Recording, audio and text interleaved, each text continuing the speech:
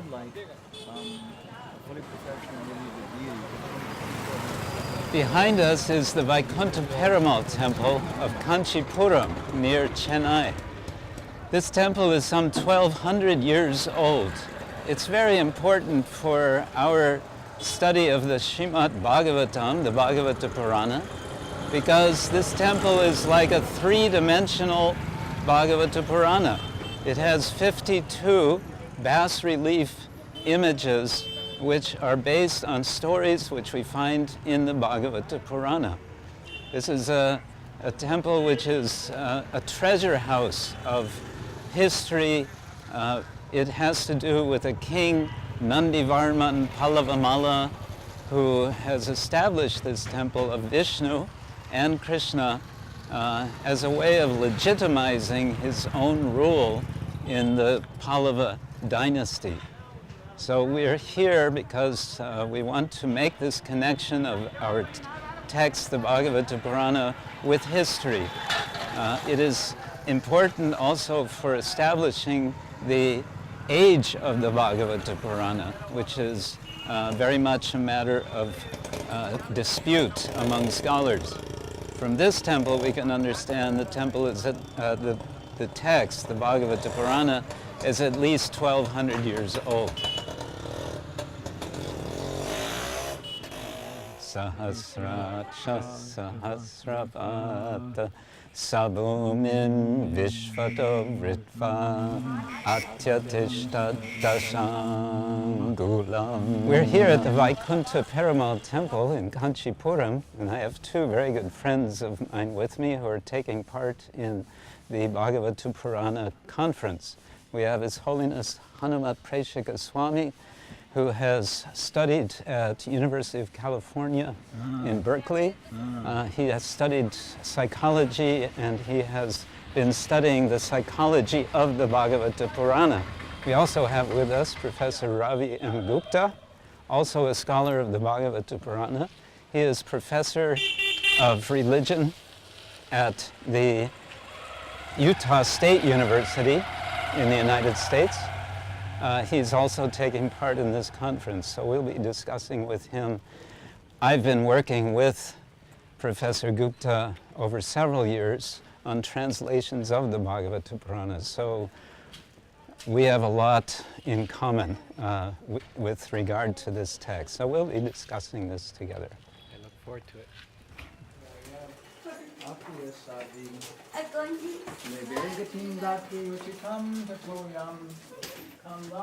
So, Professor Gupta, can you tell us what is this book, the Bhagavata Purana? So the Bhagavata Purana is traditionally said to have 18,000 verses, a couple hundred chapters, and it's a series of stories, of narratives about Vishnu, Krishna, his avatars, through the ages. It's essentially a story about the passage of time. And the kings and leaders, the avatars that come to earth over time and in the heavens.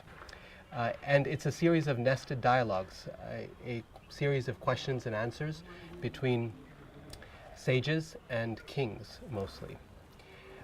It's a series of stories that has attracted the attention of generations of people in India and now the world as a result of some very profound characteristics that this poem has.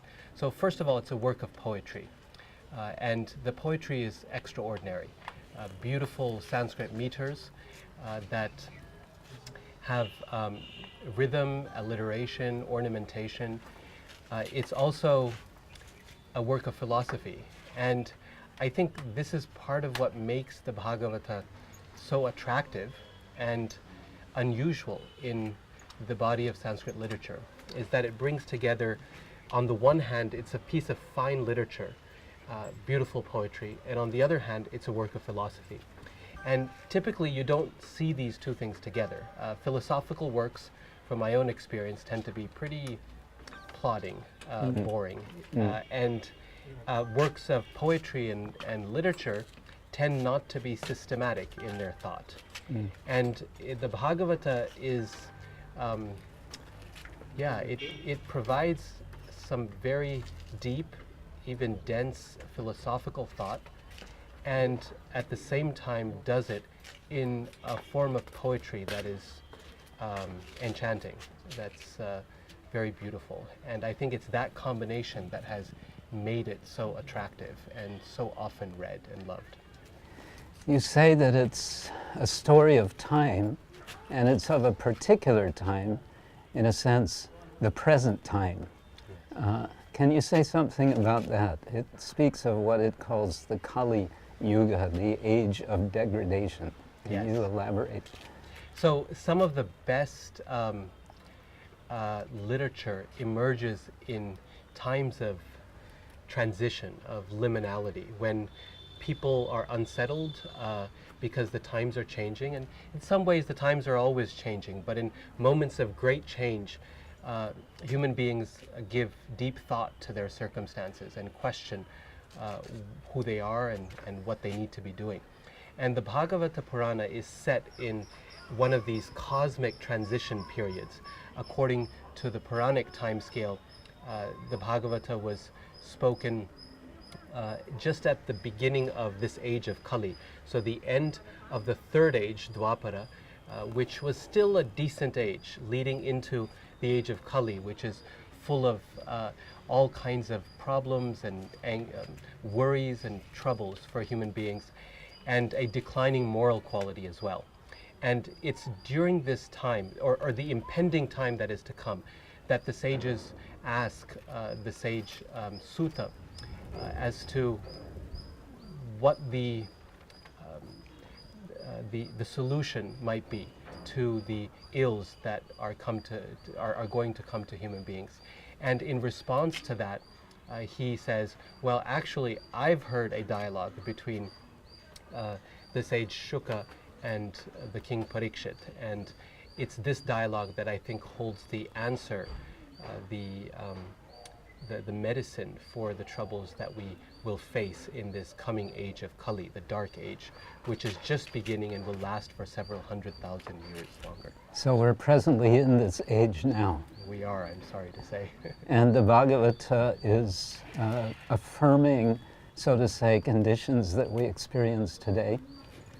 The Bhagavata describes in detail the types of things it says will happen in this age, shorter lifespans and conflict between human beings and unsettled relationships. And it says that in that darkness, a lack of knowledge really is the primary problem. In that darkness, this Bhagavata has emerged like the sun rises to give light to those who have lost vision in this dark age of Kali. We usually hear that lifespan is extending in time, and you're saying the Bhagavata says it's getting shorter. It is. Whatever the statistics might be in terms of increasing lifespan, from the Puranic cosmic time scale, the change from even 40 to 100 is a mere blip. We're talking about a decrease in time, in lifespans, from 10,000 years to 1,000 years to 100 years and so on. So these time scales are not anything compared to what we normally discuss and think about. Millions of years and grand changes in human physique and psychology. So does the Bhagavatam teach how we can become 10,000 years old? Actually not. The Bhagavata starts off by saying that it is not interested in improving conditions in a physical sense, but really providing an opportunity to connect with something greater, and that's the lila, the play of Bhagavan, of Vishnu, of Krishna. And it's that opportunity to enter another world that provides the self-release from the darkness of this age that draws us down. So not material well-being, but what can we say, spiritual well-being? spiritual well-being. And I would say material well-being is definitely part of the equation. The Bhagavata has not given up on the world, but really sees the solution as lying by transforming the world around us, by seeing it through the lens of Krishna's play. So you use this word lila, a Sanskrit word which we often translate as pastime or sport. And that points to another technical term, bhakti. This word comes up many times. It came up in our translation work so many times. And we finally decided not to translate the word bhakti. But can you please try to translate and say something how it's important in the Bhagavata? So bhakti comes from the root bhaj, which means to share. And it's essentially a sharing of a relationship between the Lord, between God and his devotees, or between two human beings. And it's when it's often translated as devotion or even love. So the danger with translating bhakti as merely devotion is that we might mistake it for a passive state of being in a state of devotion, when in fact bhakti is all about activity, it's about engagement. And bhakti throughout the centuries, and in the Bhagavata particularly, has been expressed through multiple ways, through service to the divine, through service to other human beings, through dance and music and drama, culture and literature. All of these become expressions of bhakti. So it's a combination of the idea of devotion as a state of feeling and service as an activity. You mentioned literature or narrative and philosophy, how these are so nicely blended. Can you give an example of this? Definitely. I think one of the finest examples of this, the Bhagavata makes its intention very clear right at the outset by, in the first three verses, juxtaposing so beautifully the philosophical dimension of the text along with the literary poetic dimension. If you recall the first verse of the Bhagavata, it's a verse in an extraordinarily long meter called Shardula Vikriditam, and it basically reads as it sounds like a string of metrically arranged sutras that are as dense in meaning and content as any of the Vedānta sutras, for example. What is a sutra? A short phrase that expresses truth very concisely, but is not understandable without commentary or explanation. And so the first verse, for that reason, has received endless commentary, people parsing out different phrases, trying to explain what it means. Can we hear this verse from you? Sure. It goes like this. Janmadhyasya yatonvayaditarataschaर्थेष्वभिज्ञ स्वराट Janmadhyasya yatonvayaditarataschaर्थेष्वभिज्ञ स्वराट Tene brahma hridaya adi kavaye muhyanti yatsuraya Tejo vari mridam yatha vinimayo yatra trisargo mrisha Dhamna svena sada nirastapuhakam satyam param dhimahi Dhamna svena sada nirastapuhakam satyam param dhimahi. Beautiful. Thank you. So you said this is a book of poetry. I can understand what you're saying. Yes, yes. And yet the ideas expressed there, the very first three words, Janmadhyasya yataha, is straight from the Vedānta Sutra, this work of philosophy that begins with the idea that everything is born from, exists within, and ultimately dissolves into the supreme absolute reality, Brahman. And with that lofty idea, it becomes more and more philosophically rich as the verse proceeds, concluding with the rather famous phrase, Satyam Param Dhimahi. Let us meditate on the supreme truth, with the word Dhimahi recalling the Gayatri mantra, which is so very important in the Vedic tradition. You mentioned sages and kings. This is a work of sages and kings. And you mentioned Sutta, the sage, and then Shuka. Sounds very similar. And then the king to whom he spoke, Pariksit. Can you just say briefly, what is that story about how they came together? So King Pariksit is the heir to the throne of the Pandavas. And the Pandavas are 5 brothers who are heroes in the story of the Mahabharata, the great epic of India. And at the end of this story, nearly everyone is killed in the great Mahabharata war. The Pandavas retire, leaving their grandson, Pariksit, as the heir to the throne. And he starts off with a promising rule, a very good king, but one time heads to the forest on a hunting expedition, and finds himself exhausted, tired, enters the hut, the ashram of a sage, and when he arrives there is looking for water and a place to sit. But the sage is in deep meditation, and so the king's requests for water go unheeded. In a moment of frustration, anger, and real thirst, he picks up a dead snake that's lying outside the sage's home and throws it around the sage's neck and leaves in frustration. It so happens that the sage's son, named Shringi, comes home to see this dead snake around his father's neck, recognizes it as an insult, and becomes angry enough to utter a curse against whoever threw that snake upon his head, around his neck. And that curse is that whoever did that must die within 7 days. It's a terrible curse. The father is deeply dismayed, horrified really, to see that his son made such a terrible curse, but there's nothing much that can be done about it.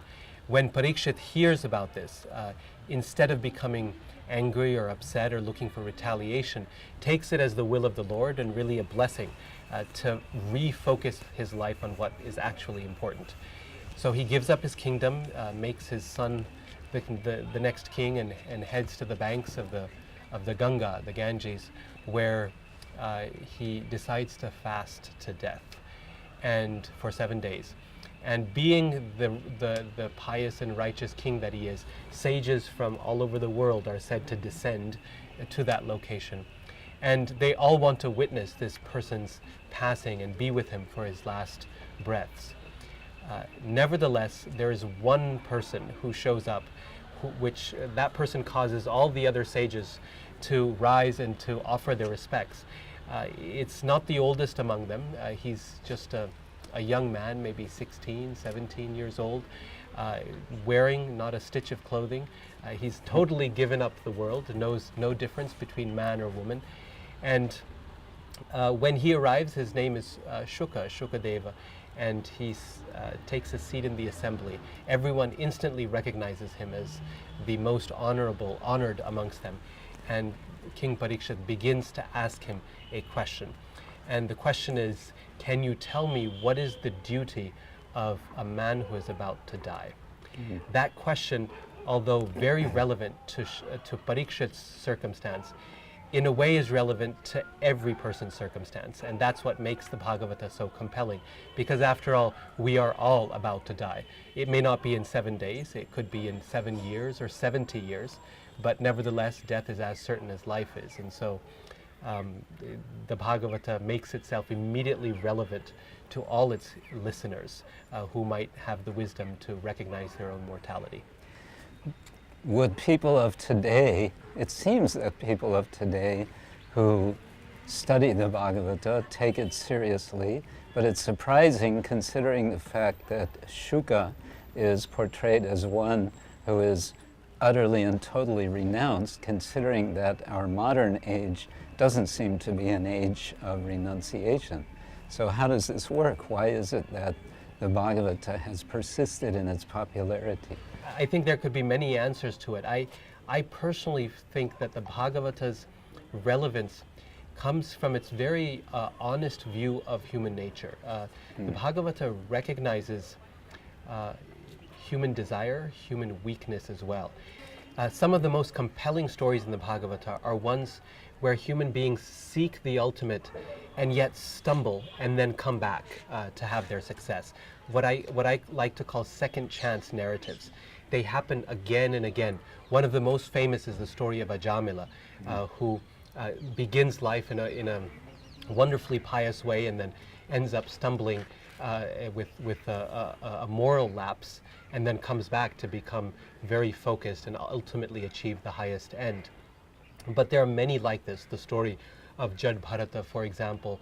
And again and again, the Bhagavata makes its message relevant to us mere mortals, to ordinary human beings who struggle with life's day-to-day challenges, rather than simply providing a lofty message for the likes of renunciates and sages, who frankly most of us aren't. Right. One of our day-to-day challenges as we were translating the Bhagavata together, which was such an enjoyable, hardly work really for us, but it was a challenge, was has been translating the Sanskrit into English. If you had to choose one of the passages that you most enjoyed translating, what would that be? That's a good question. I enjoyed so much of the Bhagavata.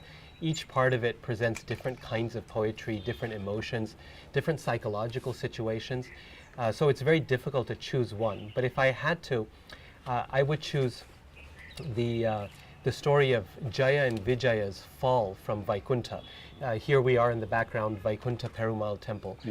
One of Vishnu's names is Vaikunta, but also his abode is known as Vaikunta, a place with no worry, no problems, and a place no one would really want to leave. And yet Jaya and Vijaya are cursed and forced to fall from Vaikunta.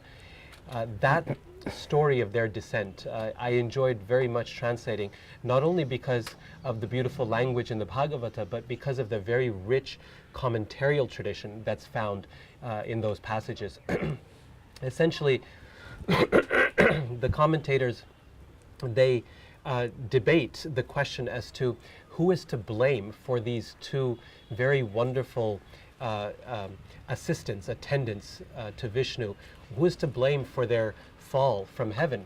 And some say it's them and their wrongdoings. Others say it's the four sages who cursed them.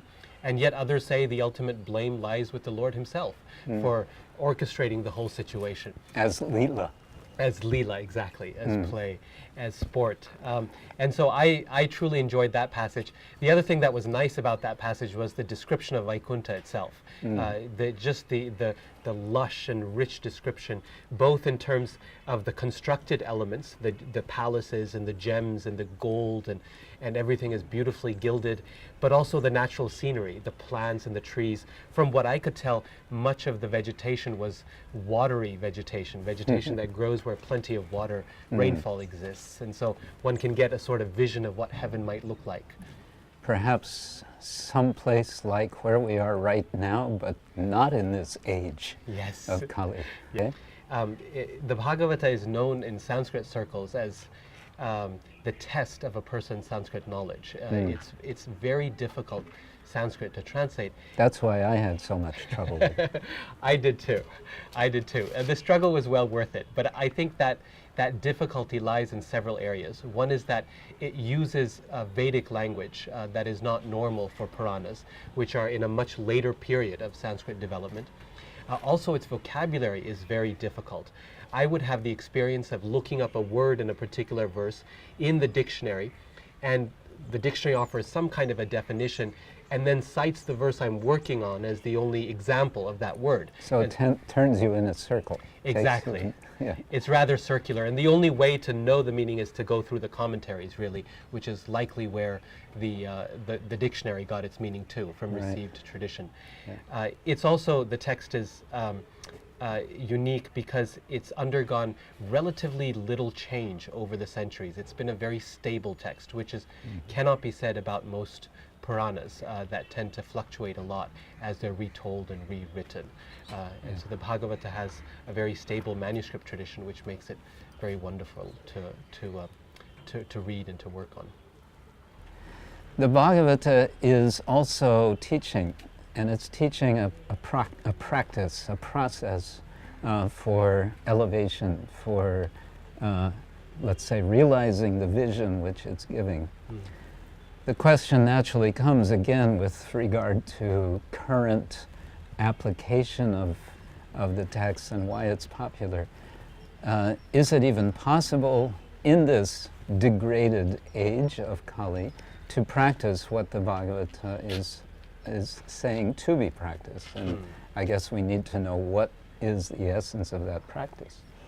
So, I mean, the essence of that practice is definitely the cultivation of bhakti, this devotion and this service, engaged devotion to Bhagavan, to Vishnu or to Krishna, as it's shared and practiced within a community of devotees. One of the things that makes any text like the Bhagavata so vibrant and long-lasting is the fact that it can be applied in different historical situations through the generations. And that application cannot be thought of in a static way, where the Bhagavata is applied or ought to be applied exactly in the way it was done 1,000 years ago. Something like that would make the Bhagavata a museum piece, and museum pieces don't live well. They can be preserved and interpreted, but for something to be a living text, it really does need to be applied in our contemporary circumstance. And so, can the Bhagavata be applied?